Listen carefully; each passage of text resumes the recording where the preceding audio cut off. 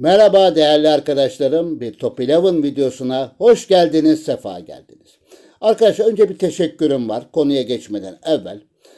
Arkadaşlar gerçekten çok teşekkür ediyorum. Yerli, yabancı, bizim kanalımızı izleyen, yurt içi, yurt dışı bütün kardeşlerime, abone olan olmayan, bütün kardeşlerime çok teşekkür ediyorum. Gerçekten videolarımızın görüntülenmeli sayıları, performansları vesaire vesaire çok çok memnunum. Hakikaten gerçekten hepinize çok teşekkür ediyorum. İyi ki varsınız diyorum. Bu teşekkürü de borç bildim. Arkadaşlar bunun dışında bazı arkadaşlarımızın biliyorsunuz bizim taktik diziliş analiz videolarımız çok rağbet görüyor. Bununla alakalı da bazı istekleri vardı. Bunları da kafama yazdım. Eğer taktik teknik diziliş videoları içinde yoksa bunu da planıma alacağım diyorum süratli bir biçimde. Arkadaşlar bunun dışında çok önemli bazı şeyler var. Bakın yanda bir video görüyorsunuz. Biz 2024 içinde gelecek olan yenilikleri zamanında bir videoyla belirtmiştik. Daha doğrusu öngörmüştük. Dolayısıyla ilki zaten gerçekleşti bu deplasman gol kuralı. Hemen daha 15 gün sonra bu gerçekleşmiş oldu. Bundan sonra gene gelecek yenilikler var arkadaşlar. Bu videoda olacak belirttiğimiz şeylerin birçoğunu bu sene içinde yaşayacağız. Nisan ayına yine parmak basıyorum. Daha evvel de belirtmiştim. Nisan ayında gelecek bazı güncellemeler var. Onlar da bizi tatmin edeceğini düşünüyorum. İnşallah güzel şeyler olacak diye umut ediyoruz. Şimdi arkadaşlar 28 Şubat'la alakalı da biliyorsunuz hepinize bir uyarı gelmiştir. Bir onay verilmesi gerekiyor. Bununla alakalı da gene ben bazı şeyler sormuştum. Destek ekibine, Team Sport ekibine. Sport ekibinden bir cevaplayan kuble geldi. O kubleyi ufacık bir kısmında sizde yanda görülmüş olduğu gibi paylaşıyorum değerli arkadaşlar. Şimdi arkadaşlar işin esas güzel yanı konumuza geçmeden evvel şu. Team Sport ekibi biliyorsunuz şöyle söyleyeyim. Bunu hakikaten memnuniyet içinde söylüyorum. Buradan bir iki tane kişi bizim kanalımıza abone olmuş ve takip etmeye başlamış. Çok çok önemli. Benim için de çok kıymetli. Çok teşekkür ediyorum. Kendileriyle özel mailleştiğim insanlar da var. Özel olarak mailleştiğim insanlar da var. Ama bunun dışında tabii yazışmalar çok fazla ama bunun dışında bana verilen özellikle Jonas arkadaşımıza diyelim, yaşını bilmiyorum. Jonas arkadaşımıza çok teşekkür ediyorum. Bir cevabında hem İngilizce bakın yanda görüyorsunuz hem Türkçe olarak çevirisini görüyorsunuz. Kanalımızı incelemişler. Çok başarılı, fevkalade güzel bulmuşlar. Team Sport ekibi Top 11'ın Team Sport ekibi çok başarılı bulmuş ve kanalımızı incelemişler arkadaşlar. Abone olmuşlar. Dolayısıyla bir iki kişi de abone olmuş. Bu çok önemli. Bu bize ne sağlar? Bundan sonra sizlerin sesi olmaya, daha gür çıkmaya, daha farklı olarak sesimizi duyurmaya çok daha fazla işe yarayacağını düşünüyorum değerli kardeşlerim. Şimdi arkadaşlar öncelikle şimdi bu konuları geçtik artık konumuza gelelim. Her sezon biliyorsunuz evir çevir işte isimler değişiyor. Ana formatlar aynı kalmak kaydıyla birçok etkinlik her ay geliyor. Bu etkinlik sanıyorum ikinci kere geliyor. Yanlış hatırlamıyorsam ama yanlışsam da beni düzeltin. Çok evvel bir kere geçen seneydi sanıyorum değil mi? Geçen senenin ortaları mıydı, başı mıydı neydi? Bir gelmişti bir etkinlik ama o da 4 part olarak gelmişti. Şimdi ben bugünkü konumu niye buna ayırdım arkadaşlar? O zamandan sonra oyuna yeni başlamış olan kardeşlerim olabilir, dostlarımız olabilir. Dolayısıyla ilk defa bu etkinliği karşılaştıkları için onlara da şöyle bir bilgi amaçlı geçelim diyorum. Zaten eskiler bunu çok iyi biliyorlar. Arkadaşlar biliyorsunuz 3 part olarak geldi. Yani 3 bölüm olarak geldi. Japonya ile başladı. Daha doğrusu Mısır'la devam ediyor.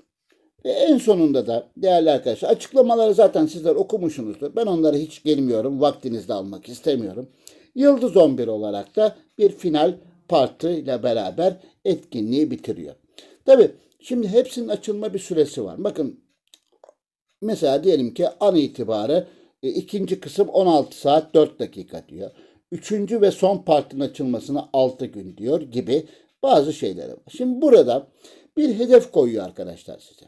Takımınızın gücüne göre rakipler çıkartıyor. Dolayısıyla bir parti hedef koyuyor. Ha, bu ilk kısmı zaten ben herkesin yaptığını ve şu ana kadar da zaten bitirdiğine eminim. Burada zorlayacak bir şey yok. Maçı zaten dediğim gibi şöyle göstereyim. Şöyle göstereyim. Zaten maçı kazanıyorsunuz. Gol atıyorsunuz. En fazla diyor 3 gol at diyor. Pardon, özür dilerim. En az 3 gol at diyor. Bunu da başarabileceğinizi zaten ben biliyorum. Normal maçın süreci de uzatmaya gitmeden belli olsun diyor. Yani burada aslında sizleri zorlayacak hiçbir şey yok. Bunun dışında aldığınız puanlarla da değerli arkadaşlar yanında görmüş olduğunuz gibi ödüller alıyorsunuz. Eğer bir maçta bunların hepsini değerli arkadaşlar karşılarsanız da şu ödülü alıyorsunuz.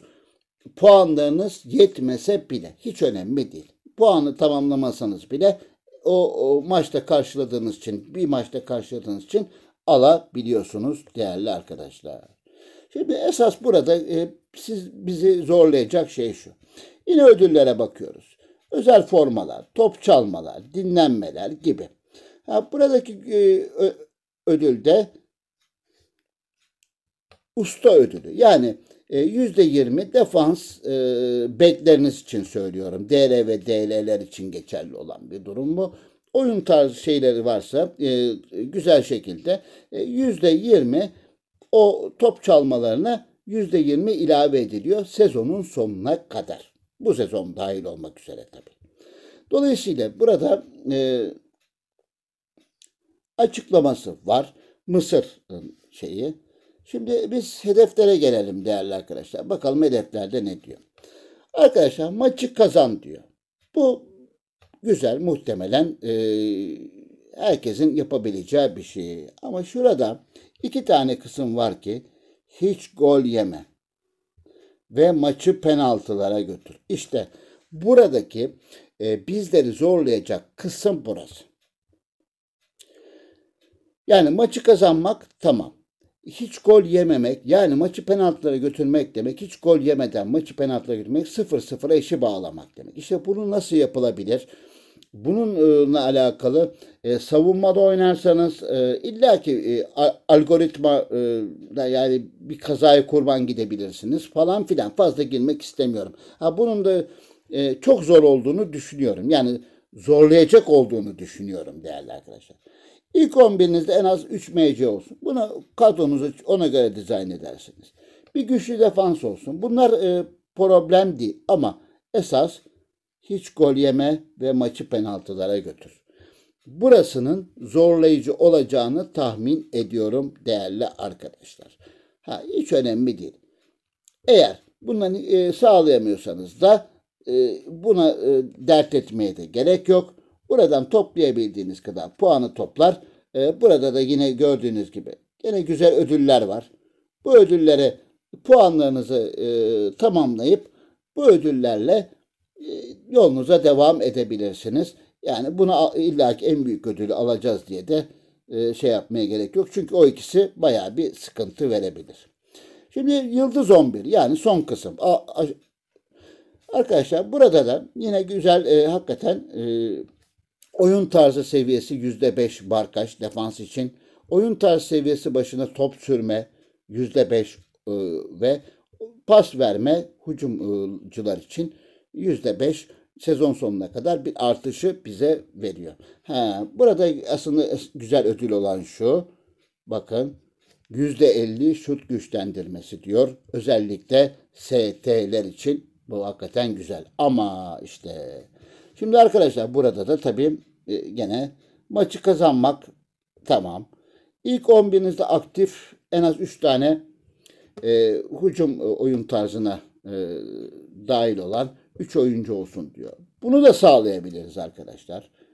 İlk 11'inizde muhakkak 3 tane orta saha ile alakalı oyun tarzına sahip oyuncu olsun. Bunu da sağlayabilirsiniz arkadaşlar. Defans oyuncularınızda 3 tane olsun diyor arkadaşlar. Şimdi burada da şu sıkıntı var. Bakın ben yani kendimce süzerek söylüyorum. İlk 11'inde aktif bir oyun tarzına sahip en az 11 oyuncu olsun. Aktif oyun tarzına, tekrar ediyorum, sahip en az 11 oyuncu olsun. Yani 11 oyuncunun da oyun tarzı olmasını istiyor. Benim anladığım bu şeyden. Farklı bir şey olmaz. Yalnız tabii herkesin elinde bu kadar oyun tarzına sahip oyuncu var mı? Her menajerimizin elinde oyuncu tarzına sahip oyuncu var mı? Bunların seviyesi önemli değil. Yani 1 olur, 4 olur. Bu önemli değil. Ama dolayısıyla bu kadar oyuncu olmayan bir takım şu ödülü almakta alamayacağı ortada. Peki o zaman ne olacak? İlla ki transfer yapmaya gerek yok arkadaşlar. Gerek yok. Yani böyle bir şey sağlayacağım diye transfer yapmaya gerek yok. Olan puanlar kadar bunları alıp şöyle göstereyim. Karışmasın fazla da değerli arkadaşlar. Puanları toplayıp şunları alıp oyunla devam etmek mümkün. Bakın arkadaşlar. Zaten burada kurallar var. Hepiniz okuyorsunuz. Dolayısıyla kuralları görüyorsunuz. Zaten bu ayrıntılarla alakalı girmeyeceğim. Zaten hepiniz bunu okumuşsunuzdur. Genel bakış olarak da böyle bir durum var. Şimdi arkadaşlar burada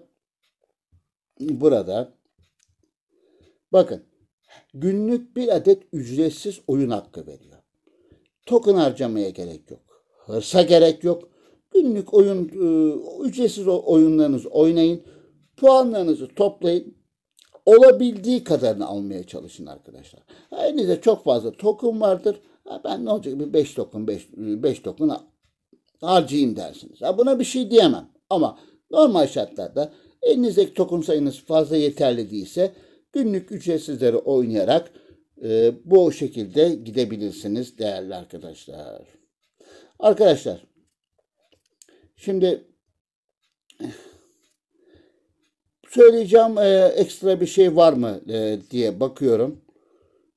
Dolayısıyla başka burada yani şurada en büyük sıkıntı şu yukarısından ziyade ben hani şunu gördüm, eğer yanlışım varsa da beni düzeltin. Aktif oyun tarzına sahip en az 11 oyuncu olsun. Zaten 11 oyuncu ile çıkıyorsunuz. Yani bütün oyuncularınızın aktif oyun tarzı burada sıkıntı yaratabilir diye düşünüyorum. Burada da zaten biraz evvel de söylemiş olduğum gibi yine şöyle söyleyeyim. Hiç gol yeme, maçı penaltılara götür. Bu oldukça zorlayıcı diye düşünüyorum arkadaşlar. Arkadaşlar Asya Afrika etkinliğini şöyle bir gözden geçirip biz tekrar bir hatırlatmak istedik. Çünkü o zamandan sonra videonun başına söylemiş olduğum gibi yeni başlayan kardeşlerimiz ve dostlarımız olmuştur. Dolayısıyla onlar için de şöyle bir ön bir bilgi vermiş olalım. Zaten detaylıca kuralları bilmem nesi yazıyor. Biz de bir ses olalım istedim değerli arkadaşlar. Arkadaşlar hepinize saygı ve sevgiyle selamlıyorum. Bir başka Top Inav'ın videosunda tekrar görüşmek üzere. Selamlar, sevgiler.